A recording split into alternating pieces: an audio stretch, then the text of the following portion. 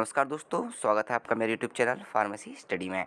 आज बात करेंगे हम दोस्तों फार्मास्यूटिक्स फर्स्ट के जो मल्टीपल चॉइस टाइप क्वेश्चन है, ठीक है, और उनके बारे में जानकारी लेंगे दोस्तों। तो अगला क्वेश्चन है इसमें कि what quantity of potassium permanganate is required to prepare 1 pint of 1 in 500 solution. यानी अगर हमें पोटेशियम परमैंगनेट का, ठीक है, 1 पिंट का 1/500 सॉल्यूशन बनाना है तो हमें पोटेशियम परमैंगनेट की कितने ग्राम की आवश्यकता होगी। तो हमें आवश्यकता होगी दोस्तों 17.5 ग्रेन। कितनी आवश्यकता होगी? 17.5 ग्रेन की आवश्यकता होगी दोस्तों। अगला क्वेश्चन है 1 tumbler full is equivalent to. ये क्वेश्चन बहुत बार पूछा जाता है एग्जाम में कि 1 टम्बलर फुल जो होता है वो किसके बराबर होता है। तो आपके ऑप्शन है जैसे 200 ml, 240 ml या 8 फ्लूइड ऑunce, 240 ml या 10 फ्लूइड ऑunce, 250 ml या 8 फ्लूइड ऑunce, ठीक है दोस्तों। तो इसका सही उत्तर है 240 ml और 8 फ्लूइड ऑunce दोस्तों, ठीक है। तो ये बहुत क्वेश्चन बहुत बार आया है कि 1 टम्बलर फुल किसके बराबर होता है। तो 1 टम्बलर फुल में होते हैं 240 ml या फिर 8 फ्लूइड ऑunce। अगला क्वेश्चन है दोस्तों which are of this is standard unit for capacity in international system, ठीक। यानी अब जो हम यूज़ करते हैं जनरली इंटरनेशनल सिस्टम में जो कैपेसिटी का जो यूनिट होता है दोस्तों वो क्या होता है? आपका लीटर होता है दोस्तों। अगला आपका हर्मेटिकली सील्ड कंटेनर। कई बार पूछा जाता है कि हर्मेटिकली सील्ड कंटेनर क्या होता है।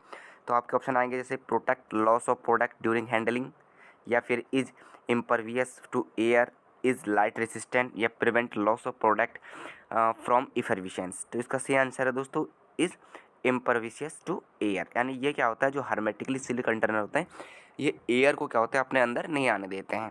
उसी तरह अगला क्वेश्चन है कि hermetic container are use for. यानी ये जो कंटेनर है वो किसके लिए यूज़ किए जाते हैं?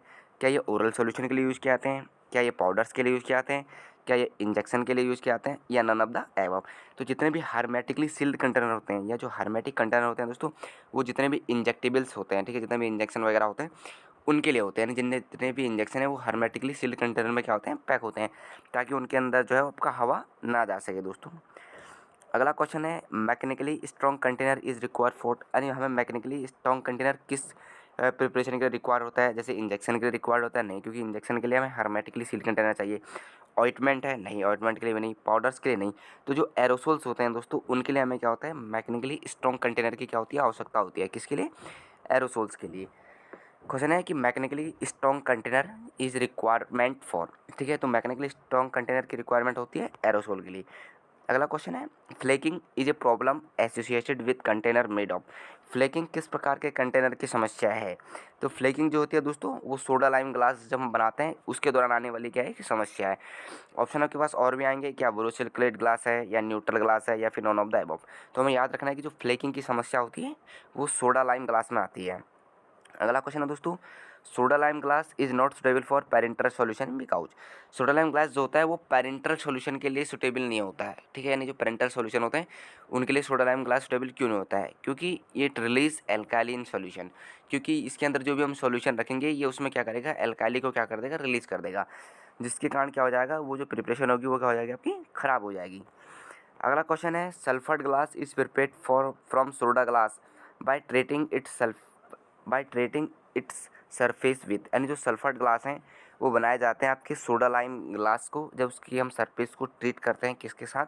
सल्फर डाइऑक्साइड के साथ, ठीक है। इसी को सल्फर ट्रीटिंग भी क्या होता है दोस्तों? बोला जाता है। ये कई बार क्वेश्चन आता है कि सल्फर ट्रीटिंग क्या है। तो सल्फर ग्लास को जब बनाया जाता है किससे? सोडा लाइम ग्लास से। तो हम सोडा लाइम के ग्लास को ट्रीट करते हैं उसकी या उसके सरफेस को किससे? सल्फर डाइऑक्साइड से, तब बनते हैं आपके सल्फर ग्लास, ठीक है। तो sulphur glass is prepared from soda glass by treating it surface with sulphur dioxide. अगला क्वेश्चन है which one of these ingredient is added in borosilicate glass to import chemical stability and heat resistant. यानी कि जो आपका borosilicate glass है, ठीक है, उसको केमिकली स्टेबल बनाने के लिए और उसको हीट के प्रति रेसिस्टेंट बनाने के लिए, ठीक है, हम इसमें क्या ऐड करते हैं दोस्तों? ठीक है, हम इसमें ऐड करते हैं बोरिक ऑक्साइड।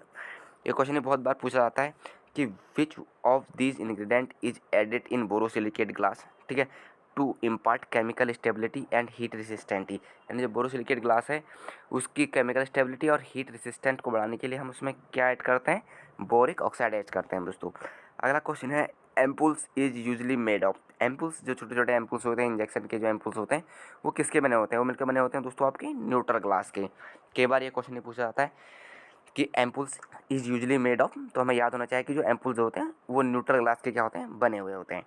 अगला क्वेश्चन है दोस्तों, फेरियस और magnesium oxide is added during the manufacturing of glass container to make, यानी जब भी हम ग्लास कंटेनर को बनाते हैं तो हम उसमें फेरस या मैग्नीशियम ऑक्साइड क्यों ऐड करते हैं। उसका रीज़न है क्योंकि अगर हमें कलर्ड ग्लास की आवश्यकता है तब हम इन चीज़ों को ऐड करते हैं, या फिर अगर हमें लाइट सेंसिटिव ड्रग को उसमें पैक करना है, ठीक है, जो suitable for light sensitive drug, उसके लिए हम क्या करते हैं, फेरस या मैग्नीशियम ऑक्साइड को ऐड करते हैं ग्लास के मैन्युफैक्चरिंग में। ठीक है। अगला क्वेश्चन है दोस्तों, plastic container is not suitable because, plastic container क्यों सुटेबल नहीं होते हैं। They are preamble to gas, सी बात है। दूसरा, सम एडिटिव में लीच आउट फ्रॉम प्लास्टिक। अगला, इट में absorb certain ingredient from the product. तो ये तीनों के तीनों जो हैं वो क्या है, बिल्कुल सही है, क्योंकि ये क्या होता है, गैस आसानी से प्रीमेबल कर सकते हैं और क्या करते हैं, कुछ प्रोडक्ट को रिलीज़ कर देते हैं प्लास्टिक प्रोडक्ट के साथ, ठीक है, और एब्जॉर्ब कर देता है इंग्रेडिएंट को, जिसको भी हम इसके अंदर पैक करेंगे प्लास्टिक के अंदर, वो इसे क्या करने लगता है, एब्जॉर्ब करने लगता है। तो ये तीनों के तीनों ऑप्शन क्या है दोस्तों, आपके सही हैं। अगला क्वेश्चन है, which one of this is thermosetting plastic. तो थर्मोसेटिंग प्लास्टिक कौन है, वो है आपका दोस्तों फिनॉल फॉर्मेल्डिहाइड। अगला दोस्तों, which one of this material is commonly used for closure के लिए जनरली यूज़ किया जाता है। तो इसका आंसर है दोस्तों आपका रबड़। रबड़ का यूज़ जनरली क्लोजर के लिए किया जाता है।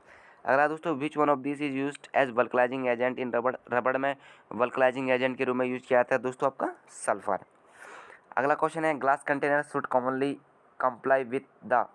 जो ग्लास कंटेनर होते हैं दोस्तों, वो उनको किसके साथ कंप्लाई करना चाहिए। अगर कोई भी ग्लास कंटेनर है, ठीक है, तो उसको हाइड्रोलाइटिक रेसिस्टेंट टेस्ट को क्या करना होता है, आपका पास करना होता है। ठीक है, जितने भी ग्लास कंटेनर होंगे उन्हें हाइड्रोलाइटिक रेसिस्टेंट टेस्ट जरूर क्या होगा, पास करना होगा।